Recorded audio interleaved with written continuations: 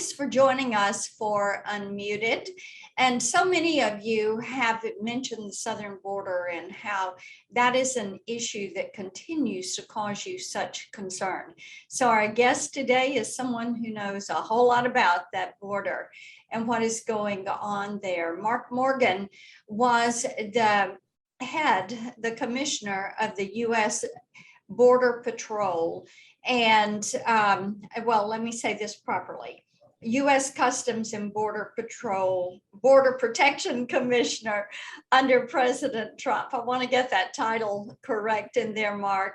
And now he is at the Heritage Foundation, and he is a visiting fellow there and addressing issues that pertain to migration to the southern border, to asylum, and to China. So, Mark, thank you so much for joining us today. Thanks for having me, Senator, for bringing more light to this very critically important issue for our entire country. So thank you. Yes, it is an important issue. It is one that affects our safety, our security. It affects our nation's sovereignty. And I think that what we're seeing, and one of the reasons Tennesseans are so concerned about this, is that every town's a border town, every state is a border state, with the policies at the southern border. And we've seen such a change in how things are working there at the border. So let's start right at the top on this with President Biden. And how should he be held accountable for what has transpired and is taking place every day at that southern border? Yeah, so Senator, look, there's a couple of critical things there that I think are really important that you illustrated that I couldn't have said it better myself.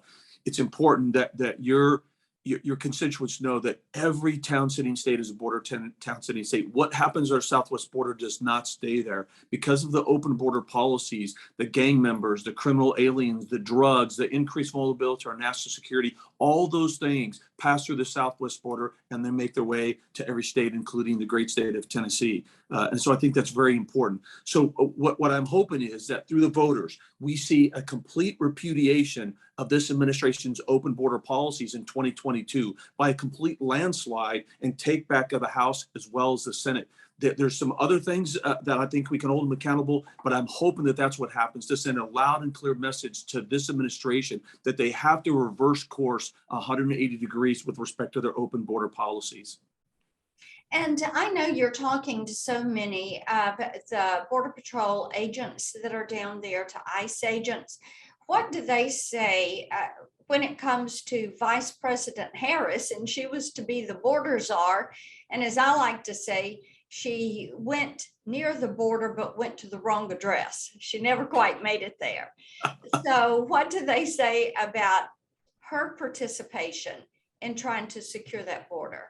Yeah, so Senator, look, I know a little tongue in cheek there, but actually it's very important. So she didn't even go to the epicenter of where at the time of the epicenter of this catastrophic crisis on the southwest border. And you're right, she didn't actually physically go to the border. I actually think that's very important to keep mentioning.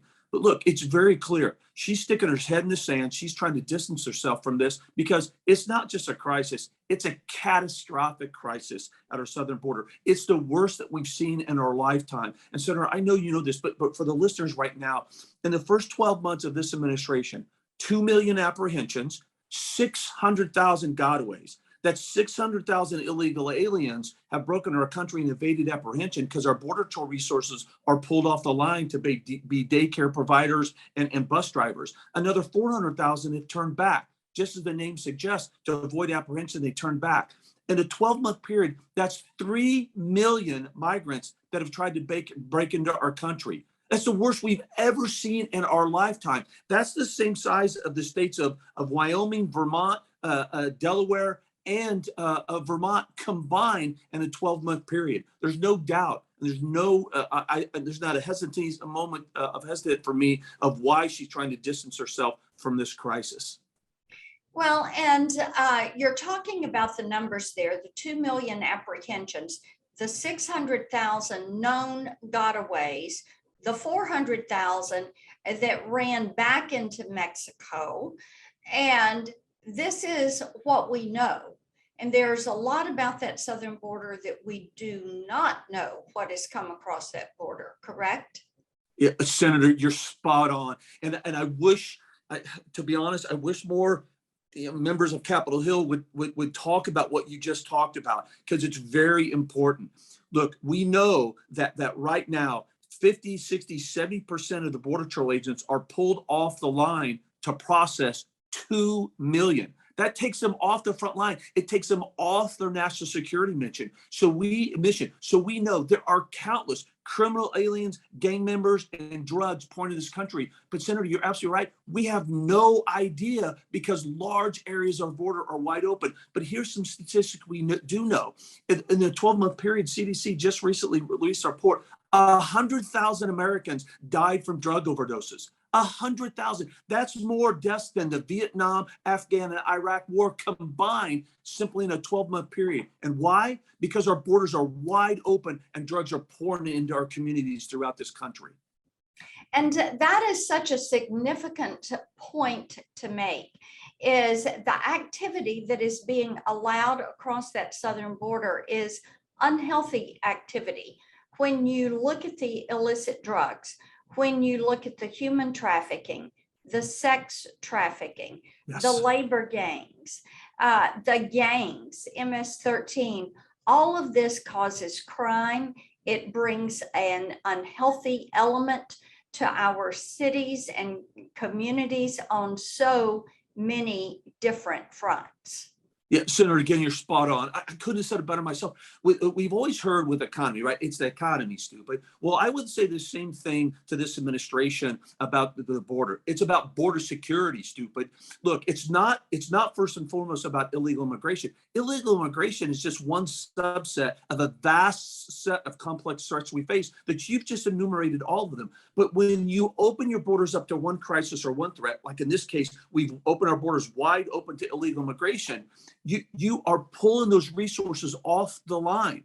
The Border Patrol agents are not able to do their job. I'll give you a real quick example. The whole country saw what happened in Del Rio, Texas, where the Haitians were coming over. That sector is just one of 9. It's about 224 miles. During that time period, there wasn't a single Border Patrol agent on the line. 224 miles went unpatrolled, unmonitored, unsecure. What do you think the cartels and smugglers were doing? They were taking advantage of that like they do every day, pouring across gang members, criminal aliens, and drugs into this country. That's where we're at. This is about border security. Right. And you know, one thing that has, as I've been to the border, it is the fact that individuals are coming into the country illegally and there is no COVID testing. Yeah. There are no shots. They are being processed and put on planes, commercial flights, and flown around the country. They are processed separately. TSA has a way to process them and allow them on these flights. And there again, there are no health checks. They're coming from 160 different countries. COVID, we know, is something that is an issue. They're coming from countries with incredibly low vaccination rates. Some of these countries, under 1% of the population is vaccinated. But the Biden administration continues to hold U.S. citizens and legal entrants to one standard, and then just it's free reign when it comes to those illegally entering the country.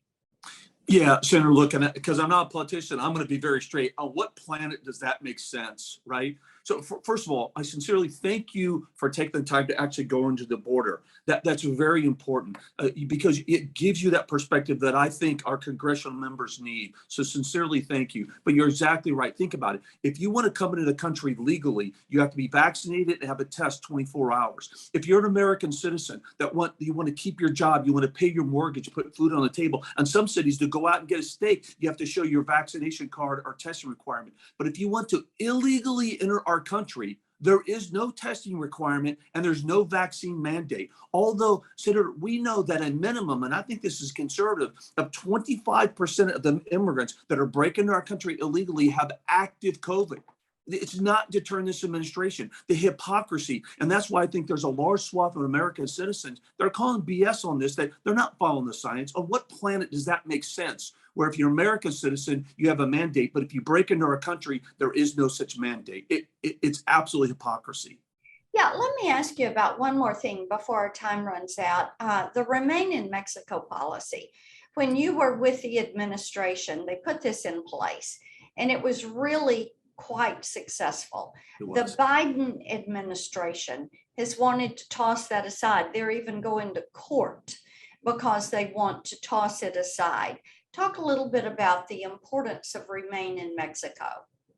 So, Senator, again, you're spot on. Of the network of tools, authorities, and policies we have, the Remain in Mexico program, the Migrant Protection Protocol, was one of the most successful, most instrumental policies we had, because it closed one of the most significant loopholes. That being, if you came to our borders with a family, you were allowed in. That's what we all come to know as catch and release.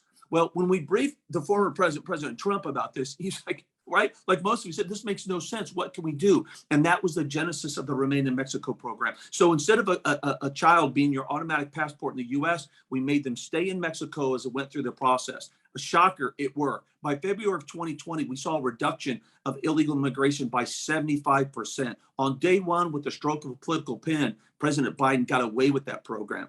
And they just recently started to slowly reinstate the program, only because a court ordered them to do so. But as you said, they're continuing to fight it, and they're slow rolling the program right now. It's been 6 months since a court order, and they've only enrolled a couple hundred migrants into the program of the 2 million that they've apprehended. Amazing. Well, I know that our unmuted audience is going to want to keep up with the work that you're doing. Securing the southern border is one of the top issues with the American people, certainly with Tennesseans. It is right at the top. And they're going to find more from you at heritage.org. And Mark, we thank you for the great work that you are doing. And we hope that everyone watching will continue to follow us at Marsha Blackburn. Thanks so much for joining us today. Senator, thank you. And thank you for your time and attention on this critical issue. I wish all senators were doing what you're doing right now. So again, sincerely, thank you. Thank you.